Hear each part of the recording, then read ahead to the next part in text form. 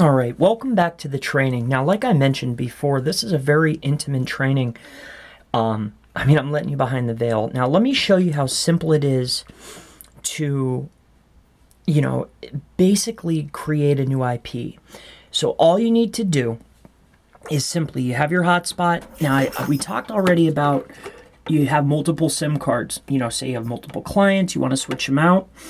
I have multiples. It's just easier for me to keep track. Plus, this particular travel club has multiple locations. Obviously, I've scaled up and I'm using servers, but for this training, I want to show you how easy it is to switch IP addresses. All you have to do is simply, you have it, it's on, and it's connected. All you do is you push the button, you turn off your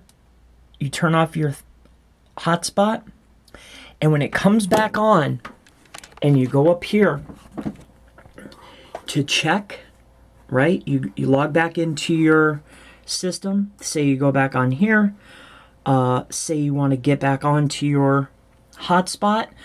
Here's my mobile hotspot, the one that I was just using.